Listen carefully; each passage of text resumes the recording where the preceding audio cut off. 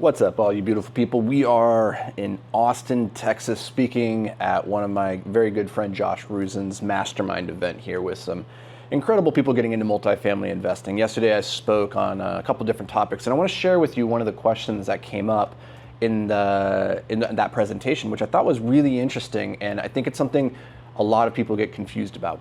So we're specifically talking about improving our abilities as a decision maker, how that's one of the most important skills as an entrepreneur, as an investor. The quality of your thoughts dictate the quality of your decisions, which when applied with leverage can have massive outsized potential impact. And so we want to be continually improving our capacity for making good decisions.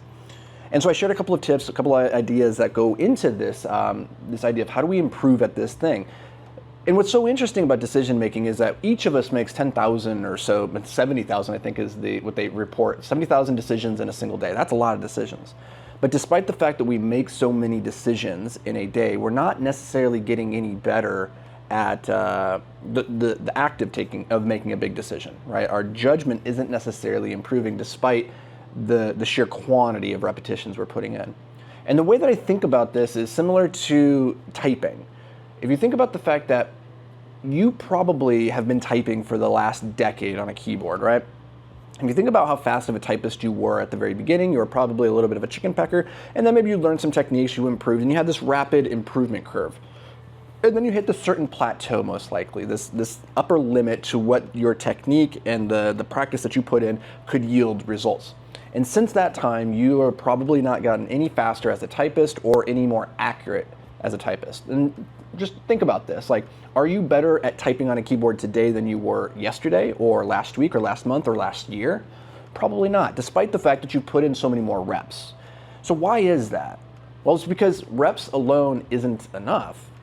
That's not how we improve at something. The way that you improve is that you do the thing, you reflect on it, then you iterate on it. And that's the key. If we just keep doing repetitions, we're not necessarily going to improve. And the question that this gentleman had was, well, you know, what about muscle memory? We do a thing, we get better at that. So does that kind of fly in the face of this idea that repetitions alone isn't going to work? And the idea is simple, is that whatever technique you adopt, let's say you're learning how to play basketball as a kid, and you have a foundationally inferior technical shot. It's not technically sound. Well, even with that technically unsound shot, you can still put the ball in the hoop. It's not impossible, right? Like, we know plenty of people, myself included, like, we don't have technically sound golf swings or tennis swings or basketball strokes, right? But we can still do the thing. And so the repetitions make us better at doing the thing in the way that we're doing it, but it's an inferior way. So let's say I only put the ball in the hole 30% of the time with my inferior technique. I can improve that inferior technique, and maybe I'm now putting the ball in the hole 40% of the time. However, if I had a technically sound jump shot, maybe I could put the ball in the hole 60% of the time, right? Maybe I'm pushing up against the upper limit of what my foundationally insecure technique can yield.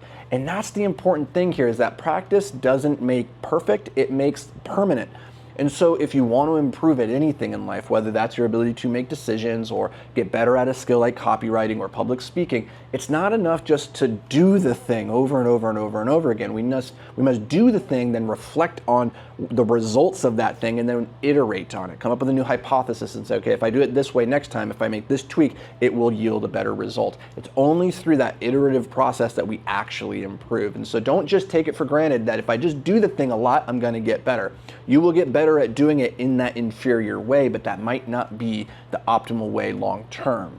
So I wanted to share that with you because I think it's something that is very easy to overlook as we're on our journeys. We just start putting in the reps mindlessly. I think mindless reps are the absolute worst types of reps.